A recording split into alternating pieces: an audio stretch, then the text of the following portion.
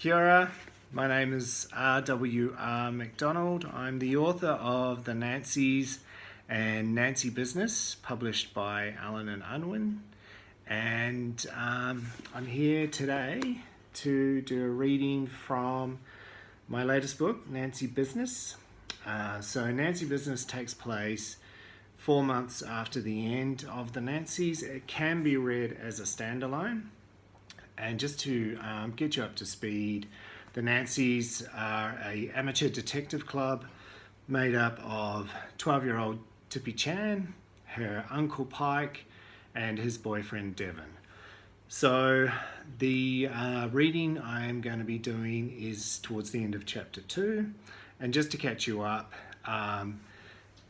Uncle Pike and Devon have come over. It's the 1-year memorial anniversary of Tippy's father, Joe Chan, of his death.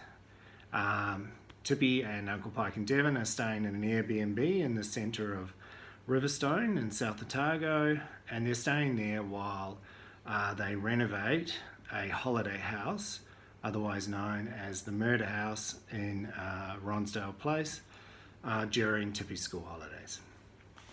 So, Devon put his arm around my shoulder. Sounds like someone needs a makeover. He grabbed my hands. Come on. He jumped up and down, doing a high kick cheerleading routine. The glasses on the kitchen shelves rattled and the tall, skinny bookcase banged against the wall. Give me a 4. 4, I responded. Give me an R, he chanted. Uncle Pike grunted and headed to their bedroom. After Devon and I spelled out Ronsdale Place and did a few more cheers, I said goodnight. My single bed seemed clean, and my bedroom had the same fake wood panelling as in the living room, but the carpet was different. Long, lampood coloured shag pile, which was soft to walk on, but I didn't want to think about what lurked within it.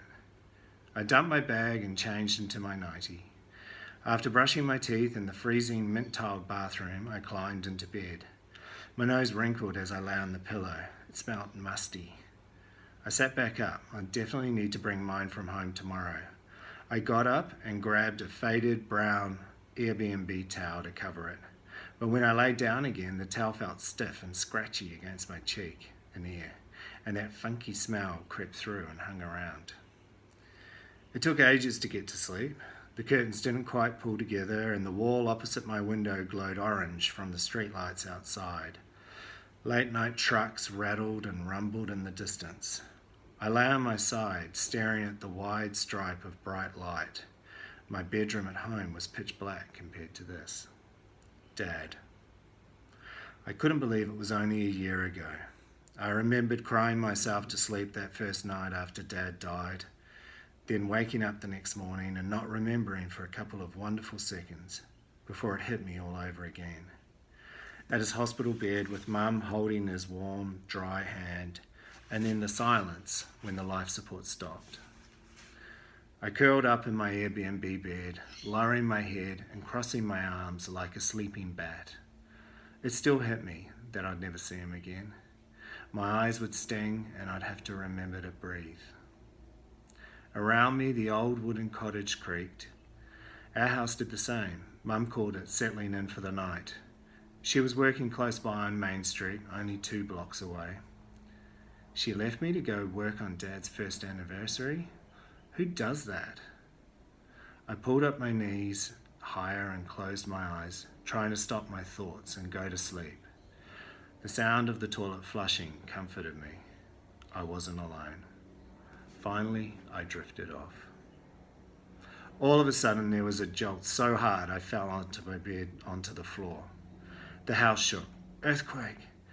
A split second later from outside came the loudest explosion I'd ever heard. Crashing and smashing noises came from the next room, then a sharp crack like thunder.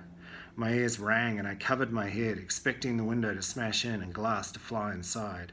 Loud banging like giant hail thundered, rained down on the corrugated iron roof. I worried the ceiling would cave in. Outside, car alarms went off and dogs lost it. My bedroom light flicked on, blinding me. As my eyes adjusted, Uncle Pike and Devon stood above me, dazed. You okay? They yelled. My hearing was muffled, but I nodded.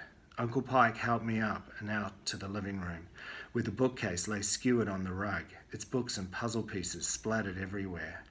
Broken glass and smashed plates covered the kitchen bench and floor. "What's happening?" I cried, crouching and covering my head with my hands. Outside, a loud mechanical wail sounded. The hairs on the back of my neck stood up as it continued. "What is that?" Devon asked. "Town siren," Uncle Pike said. We followed him carefully through the broken glass to the kitchen window. We all gasped. Above the orange streetlights rose a huge cloud of dust and black smoke. It mushroomed over the roofs by Main Street and was lit underneath by a deep flickering glow, which could only be fire. Mum's work. Uncle Pike grabbed our wrists and dragged us away from the window. "That wasn't an earthquake," he said. "That was an explosion." I didn't wait. I yanked on my gumboots and ran. So that's fancy business.